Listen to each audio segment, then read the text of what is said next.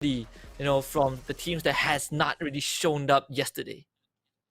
Yeah, I mean, I remember I remember very clearly that Legends Rumble did manage to win once because we have a single member from Freedom Rumble. They just dived from top of the building down to the ground, fought against two members of Legends Rumble, and unfortunately the Freedom Legends lost. That is one thing that I remember very clearly, and thus I can make that assumption.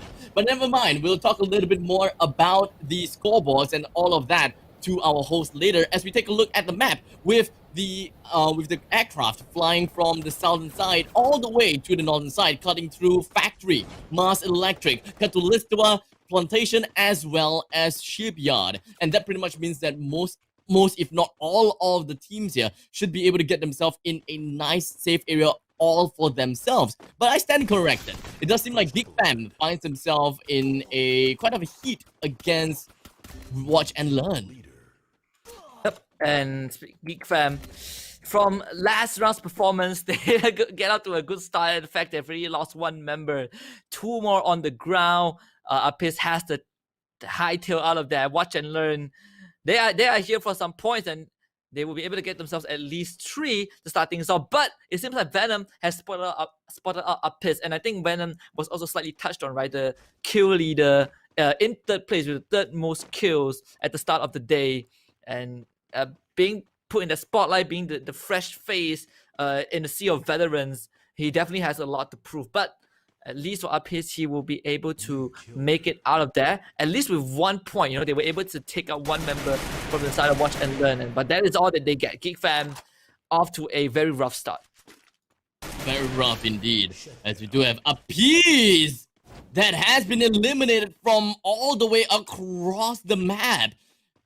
Watch and Learn, managing to just get themselves with 3 kills to their name already. I'm not too sure where was the last member of Geek Fam, since they got 3 kills. Supposedly there's one more of the Geek Fam members, but Geek Fam has now been completely eliminated and out of game number 2.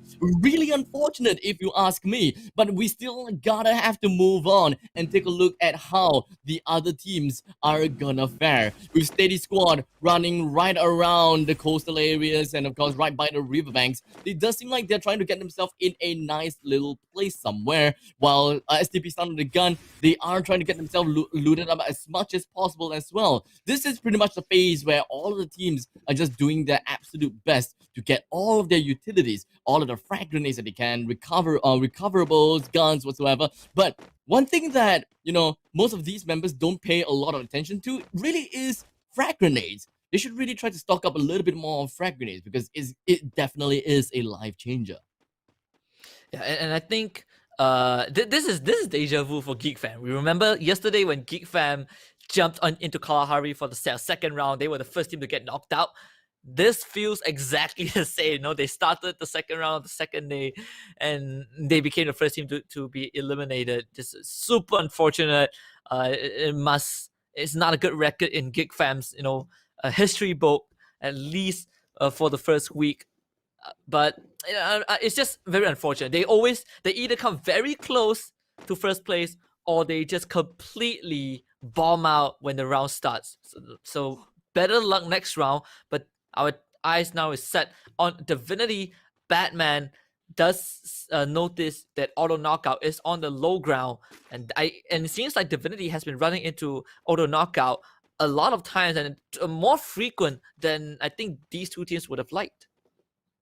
I really hope that this is going to be kind of like a redemption game for Divinity, because Batman didn't quite have a really good run in the previous game. Perhaps this is the time that they just say, you know what, let us get the show on the road and get some good kills down for themselves. But in the meantime, we're just going to hold the thought on to Divinity yet. Once we see the point of time where we can talk about Divinity and look at them going all out in action, then we'll talk about it. But for now, the circle is definitely going to be one of the most important thing, as most of the circle is comprised of the main island with Pochinok, Peak, and Factory right in the center of this circle. And most of the choke point very likely is going to be somewhere in Peak. A lot of these teams very likely will go past Peak or go into Peak no matter from the northern side, northeastern, or even the northwestern, because it's pretty north heavy. Yep, 30 hits. Having to go up against Steady Squad, the team that got a booyah in the last round. And really, hey, this time, at least they won't be the first team to get knocked out, but they definitely don't want to get eliminated this early on. And having the prestige of possibly taking out the leaders right now would be a huge win. And Wheels getting absolutely run at, and this is just a run and gun by STP Son of Guns. They had a rough start in the last round, but this time at least they were able to get some payback. But Wheels is also retaliating with kills on their own. And in fact, it seems like STP Son of Gun, they are falling apart. Wheels still have 2 active members. Marlboro dropped the Tie Turner in time for a clutch. And STP Son of Gun, they are out. Well played coming from the side of NBA Law. He's just made things fast. He ran out with a machete. He knew exactly what his job was, and that is to run into the faces of his enemies and just rip him into shreds. And ripping him into shreds is exactly what he did. And just like that, we're gonna have another team that's going to be eliminated at number 11. So pretty early, and we have already got 2 teams being knocked out. But are we going to be looking at the 3rd team being knocked out right now? Because we do have Shura from Auto Knockout that already have his eyes onto Divinity. But little do they know that it may actually be the other way around, because Divinity has got them surrounded. Yep, and Auto Knockout, it seems like fate is a cruel mistress for these 2 teams. They always run into each other early on, and at the end of it, no one team has to be eliminated. And it seems that Divinity, they are the one who took the brunt of that, as Auto Knockout was able to knock out one of the members from the side of Divinity. And at least, the silver lining for AKO is that they have cover of this compound, but it still does not protect them completely from Divinity, because Divinity, they just pull the trigger, they're rushing straight into the compound. They say, we're not playing all these long range fights, and in fact, we're just gonna run at you, but Yami behind with 2 to secure his team more, and he's now going for the 3rd. The dual wheel popping off, drops the glue wall, and he survives. 3 HP in the back. Auto Knockout still staying alive in this conflict, but Divinity, they are still not out of this just yet. In fact, they're getting themselves back out, so Yamin has to immediately go for the revive on the Shura. It's just them 2. These duos have to try and make something happen, or at least stay alive. And Divinity, the whole squad has been brought back up. 2 versus 4. Pretty hard scenario for Auto Knockout to deal with, but they are now completely trapped as the rest of Divinity takes their time to recuperate, and now they're getting ready for the kill. So Auto Knockout have to be really careful, because the rest of Divinity, they're coming out to the 2nd floor. Auto Knockout, they have to take this fight. Oh my god, that was actually a really good run coming from Yamin. And of course, he is using the Vector Akimbo. Whoever comes into the building, that pretty much means that they're going to be shredded into bits. And shredded into bits is exactly what happened to them. But unfortunately, a little bit of a mistake when it comes to the post-scenario analysis, whereby instead of taking a short amount of time to finish them off, he decided to run all the way up to try to save his teammate. It may, yes, be a good thing to do, but is it worth it though? It does seem like it may actually be not worth it at all, because they got overwhelmed with numbers for a little bit. I really thought that they do have that small little chance to get right back against at Divinity. But really, Yamin could have deleted at least 2 members while he's on his way up to save his teammate. I really think that he do have time. Yeah, I completely agree. I think it was a missed opportunity. They didn't just get eliminated, but they got eliminated without anything in return, not a single point from that long drawn out skirmish against Divinity. So Divinity, they were the huge winners, but Wheels getting cornered by Awesome, and QB gets knocked down, but he's not out just yet. But not the same for Wheels though. Wheels have been completely eliminated. Awesome, they will stay alive in this round. Divinity has found themselves in quite a home right about now, right after winning in that engagement against Auto Knockout. Especially since it was like you said, it's a pretty drawn out fight. They stayed in there possibly is to wait for stragglers or perhaps even third-party teams because they've been there for pretty long.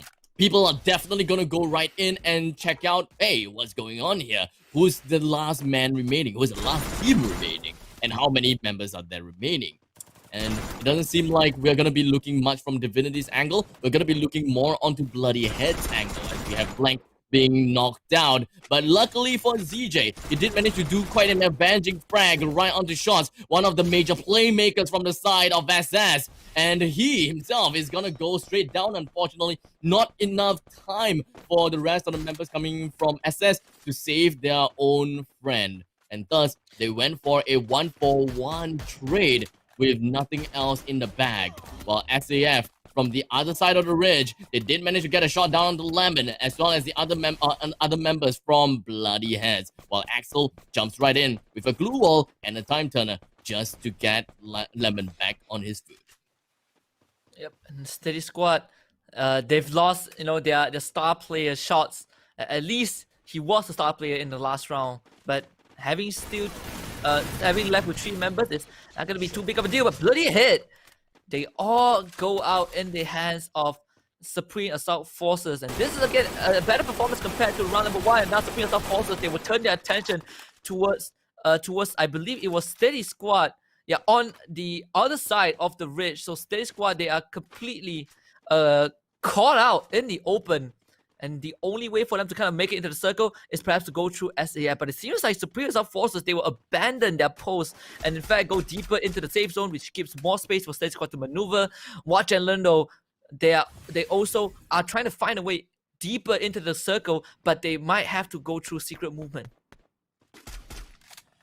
Yeah, Move Yard with a really nice cooking of the grenade. He didn't manage to get a single kill right off his opponents. And speaking of getting one person down, it does seem like Clanks has been knocked down as well, but fortunately one of his team members is just going to be around the vicinity to pick him right back up. Secret Movement finds this a perfect opportunity to just rush right in, hopefully that they will be able to connect all of the shots and delete their opponents once and for all. But once they reached the ridge, it appears that their opponents is just not there anymore. So where could Watch and Learn possibly be?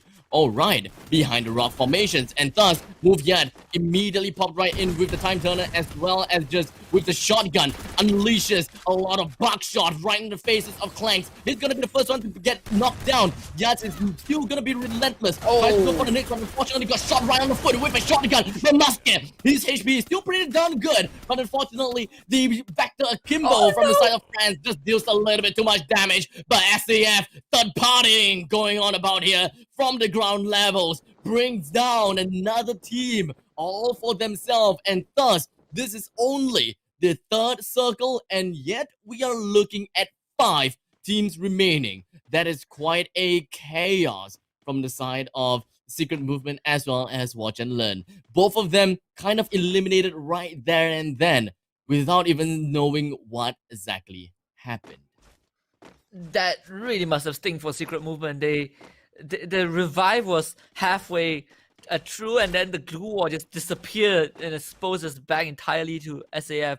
But SAF keeping themselves alive so far with, I believe, 3 more members, 3 more survivors. That is a new high. Actually, the whole squad was still alive, and they have a prime control over this compound at the edge of Portugal, at the northwestern side, where Steady Squad will not have to move through. Divinity was able to sneak past onto the high ground, so they will have that vantage point if the circle closes in a bit more. Like you mentioned, it's just the third circle. We're getting the 4th one soon. So if this circle moves a bit towards the low ground, then SAF will have complete advantage. And in fact, they've already spotted up Divinity splitting out in this 2-2 formation, but they know that inevitably they will have to move towards the low ground. So the priority right now for SAF and Steady Squad is to take control of this neighborhood, because you can't have 2 teams in this area. It's just not safe. SAF with 4 kills to that name already. They're going to be at the northwestern side of Porchnock, and that is not the only team there, because we do have SS. They're just right around the area. They are steady as hell, ready to overcome and of course override whatever situation that SAF is right now. SAF, they are in the best place possible. The best place possible, right in the center of the new circle. and the only biggest building that you can expect to see. And the only other best place to be is right on top of this building. Whoever has got a zip line can get themselves right up this the second floor and will have a bird's eye view to kill quite a lot of people at the point of time. But I don't think that any teams is going to be that bold enough to just run out in the open fields and try to attempt that. Yep, and this is probably going to be an intense final circle. At the next circle, if it ends up in the open field, we are getting a heck of a slaughter from all the remaining 5 teams. But we just have to see how it pans out, at least for now. It seems like the Satan is a bit more generous to the teams who have found themselves a bit of a compound, but Awesome caught out by Divinity, who does not have much to work with, at least in terms of cover. But Awesome, they're coming in from different angles. The Divinity completely caught out. Void Face on the ground. He's definitely not going to be able to be revived. So the remaining members of Divinity will have to try and tough it out against Awesome, who are trying to flank them from different angles. But Shua was able to start things off by taking out M-Knock. That's going to be a good start for Divinity. And now Jack is also on the ground. He will be finished off by Superior Assault Force, but QB is going to stand his final ground and try to take on Divinity on his own. Start. That dual wheel is starting to pay off, but there's still more to go with. And in fact, Divinity just not make it out because AV Ligers also chipped in as well alongside Superior Assault Forces, SAF under assault, and in fact, they are out in 4th place. AV Ligers swooped in and it completely took over the compound, and now they're taking on Steady Squad as well. There's already 2 down for Steady Squad. AV Ligers 4-man strong. They're gonna continue to assert their dominance over this territory. Steady Squad, they have no place in this area whatsoever. AV Ligers, they're putting their foot down. They say that this is going to be their place. They're throwing lead all around the horizons, north, south, east, and west. They are making sure that they hold domination throughout this building, while Awesome hangs up at the top of the ridge, throwing buckshots at their enemies, only to realize we can't stay here anymore. They make their way towards the northwestern side of the circle because that is exactly where the new circle is going to be. Excuse me, and that is where Awesome also being able to see that AV Ligers is slowly making their way into the new circle. It is gonna be tough. There's still 3 teams remaining. We've got Axel right in front of Red Panda. How exactly is going to happen? The time is gonna pop. Axel goes in. The Vector Akimbo just brings down the Panda. Absolutely nothing that you can do but the frag grenade bombs right in front of him, demolishing him, and of course blasting him into oblivion with only 2 teams remaining. Awesome, with a total of 7 kills and 2 men left, while AV Ligers, they have a good amount of players left, and that is going to be a 3 versus 2 scenario. How exactly is this going to be turning out as? Who's gonna be the winner of this one? Is it gonna be Awesome, or is it gonna be AV Ligers? As all of them hides behind and cowers behind these blue walls. And of course, the first person that is going to make the shot is going to be Shogun, as he uses the Vector Akimbo, just rushes and putting on the lead onto the glue wall, riddling with bullets. But unfortunately, it does seem like at this point of time, Awesome no longer have any more glue wall. Just doing the circle, just trying to do the absolute best. And what do you have it here? We have Awesome that stood up tall, all of them just holding on to their lives. And of course, with the guns in their hands, they